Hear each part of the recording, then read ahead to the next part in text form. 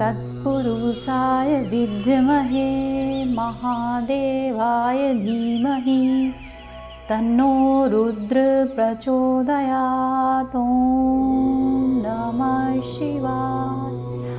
हर हर महादेव। जय शिव शंभो। आप सभी का दिन शुभ और मंगलमय हो। भोलेनाथ की कृपा से आपकी सभी मनोकामनाएं पूरी हो। आज आप सुनेंगे माघ मास महात्म्य का अगला अध्याय। आइए शुरू करते हैं। उससे पहले एक बार प्रेम से बोलिए हर हर महादेव। आगे सूत जी कहते हैं कि हे ऋषियों, त्रयोदशी तिथि में सायकाल प्रदोष कहा गया है।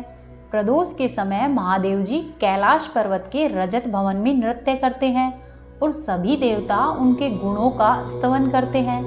इसीलिए धर्म, अर्थ, काम और मोक्ष की इच्छा रखने वाले मनुष्य को प्रदोष में नियम पूर्वक भगवान शिव जी का पूजन, हवन, कथा और उनका गुणगान करना चाहिए।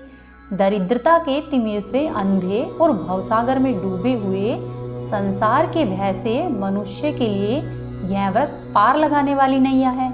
भगवान शिव जी की पूजा करने से मनुष्य दरिद्रता, मृत्यु के दुख और पर्वत के समान भारी से भारी ऋण से भी दूर हो जाता है।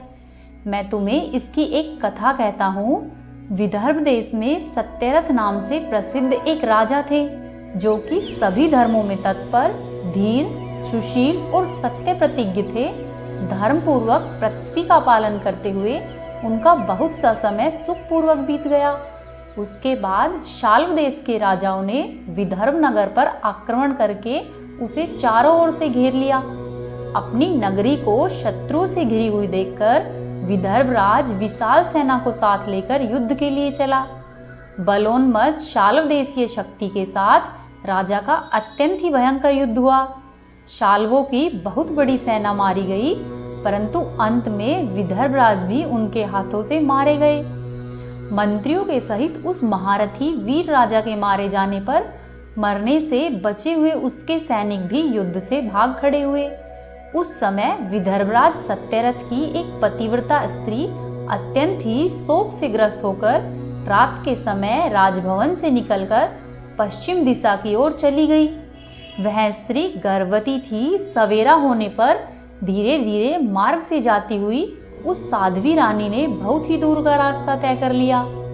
रास्ता तय करने के पश्चात उसने एक स्वच्छ तालाब देखा और वह उसके किनारे पर शोभा पाने वाले एक छायादार वृक्ष के नीचे बैठ गई। भाग्यवश उस निर्जन स्थान में वृक्ष के नीचे ही पतिव्रता रानी ने उत्तम गुणों से युक्त शुभ मुहूर्त में एक पुत्र को जन्म दिया। उसके बाद अत्यंत ही प्यास से व्याकुल होकर वह सुंदर अंगों वाली रानी जलाशय में जल ग्रहण करने के लिए उतरी। इतनी ही देर में एक बड़े भारी मगरमच्छ ने आकर उसे अपना ग्रास बना लिया। वह बालक पैदा होते ही माता और पिता दोनों से हीन हो गया। भूख और प्यास से पीड़ित होकर उस बालक ने सरोवर के किनारे जोर जोर से रोना शुरू किया। वह नवजात शिशु जब इस प्रकार से रो रहा था, उसी समय भाग्यवश वहां पर एक श्रेष्ठ ब्रह्माणी आ पहुंची। वह भी अपने 1 वर्ष के बालक को गोद में लिए हुए आई थी। ब्रह्माणी निर्धन और विधवा थी। वह घर घर जाकर भीख मांगती और उसी से अपने जीवन का निर्वाह करती थी। उसका नाम उमा था। उसी सती साध्वी ब्रह्माणी ने उस राजकुमार को देखा और उसे अनाथ की भांति रोते हुए देखकर उस ब्रह्माणी ने मन ही मन विचार किया कि ओह, यह तो बड़े ही आश्चर्य की बात दिखाई देती है कि यह नवजात शिशु, जिसकी नाल भी अभी तक ठीक से नहीं कटी है, यहाँ पर अकेला पड़ा हुआ है। इसकी माता कहाँ पर चली गई? न ही इसका पिता है और न ही कोई बंधु बांधव दिख रहा है। यह दीन अनाथ बालक बिना बिस्तर के भूमि पर सो रहा है। यह चांडाल का पुत्र है या फिर शूद्र का, वैश्य का बालक है या फिर ब्राह्मण का, अथवा यह किसी क्षत्रिय का शिशु है। इस प्रकार से वह ब्रह्माणी बार बार सोच रही थी कि इसका कैसे निश्चय किया जाए। मैं इस शिशु को उठाकर अपने सगे पुत्र की तरह अवश्य ही पाल सकती हूँ, परंतु यह बालक किस कुल का है, यह न जानने के कारण इसे छूने का साहस नहीं होता है। वह पतिव्रता ब्रह्माणी जब इस प्रकार कह रही थी, उसी समय वहां पर कोई सन्यासी महाराज आए। ऐसा जान पड़ता था मानो वे स्वयं शंकर जी हो।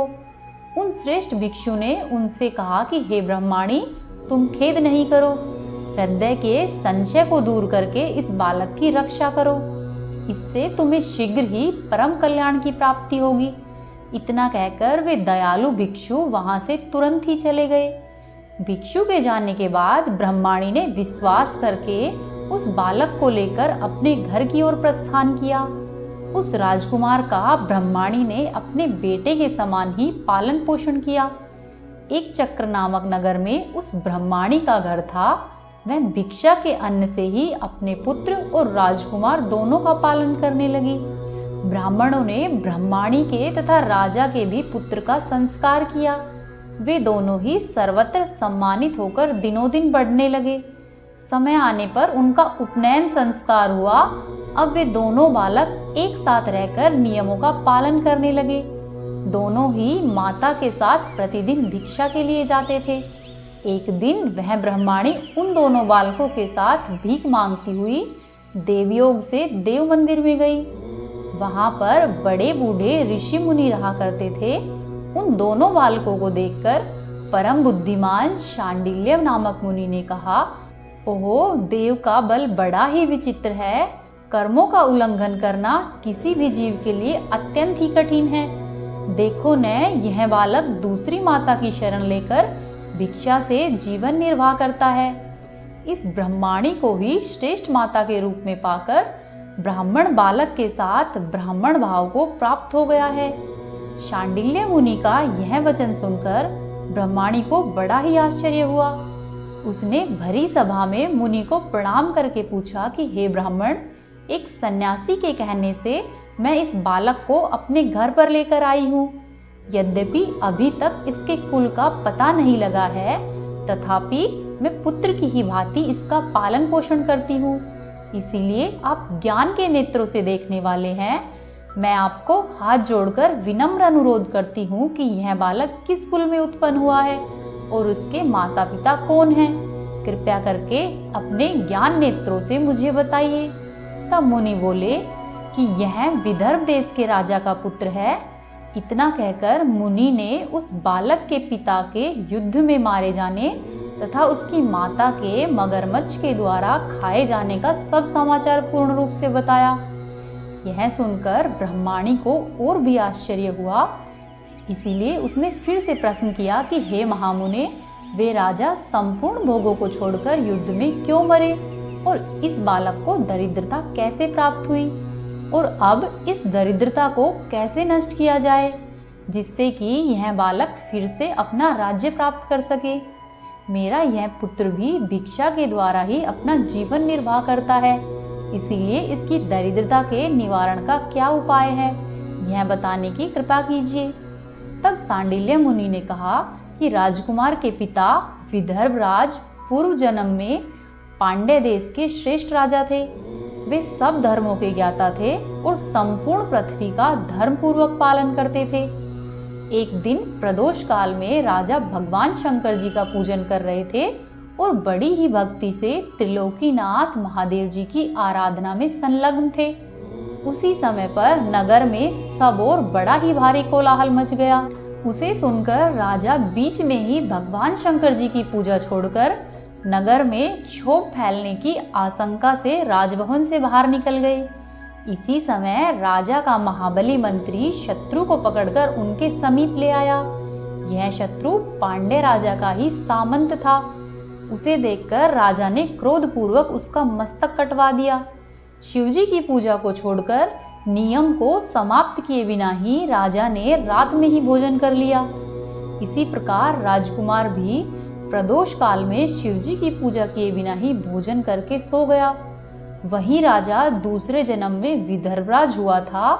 शिवजी की पूजा में विघ्न करने के कारण शत्रुओं ने उसका सुख भोग बीच में ही छीन लिया। पूर्व जन्म में भी जो उसका पुत्र था वही इस जन्म में भी हुआ है।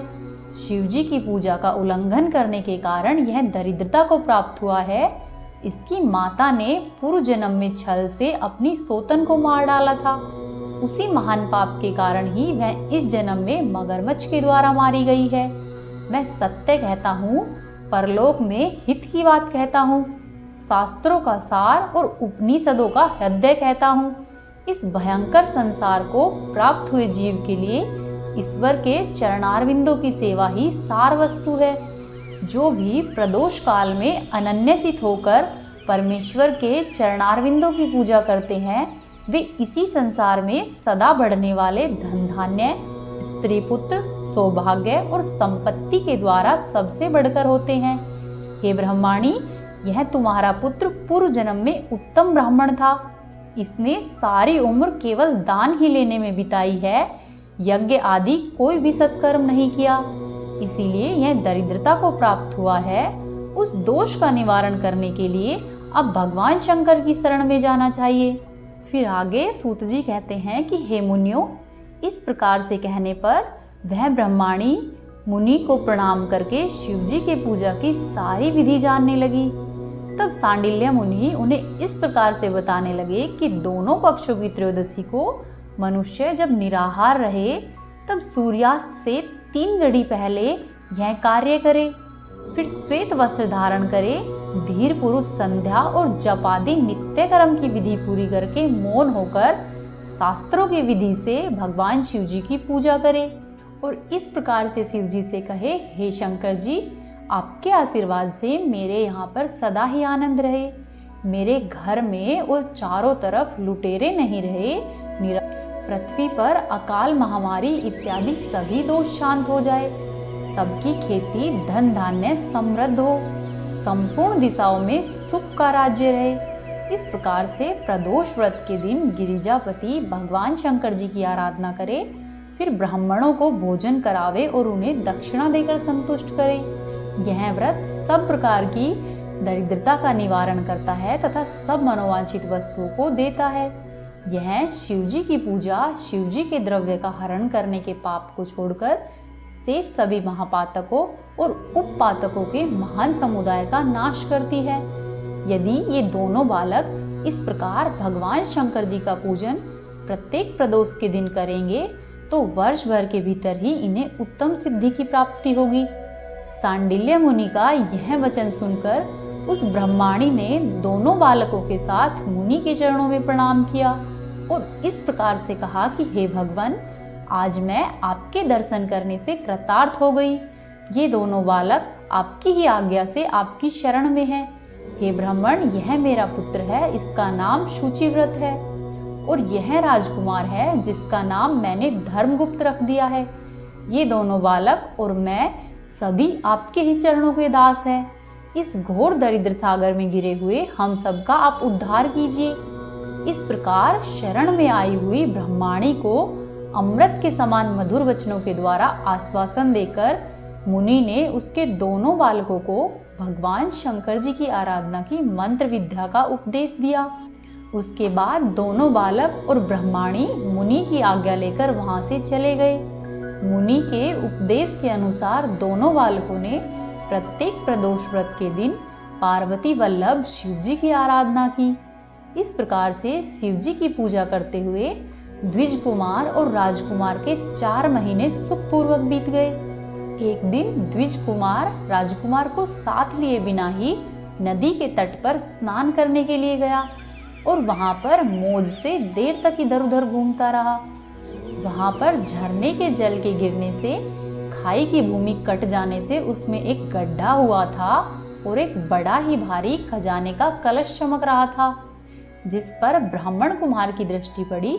उस कलश को देखकर वह सहसा ही हर्ष और आश्चर्य में भरकर उसके पास गया और उसे देवता के प्रसाद से प्राप्त हुआ मानकर सिर पर लेकर अपने घर को चल दिया और घर के भीतर रखकर उसने माता से कहा कि माँ, यह भगवान शंकर का प्रसाद तो देखो, उन्होंने दया करके घड़े के रूप में यह खजाना दिया है। तब उस पतिव्रता ब्रह्माणी ने राजकुमार को बुलाकर कहा कि पुत्रो, इस खजाने के घड़े को तुम दोनों आपस में बराबर बराबर बांट लो।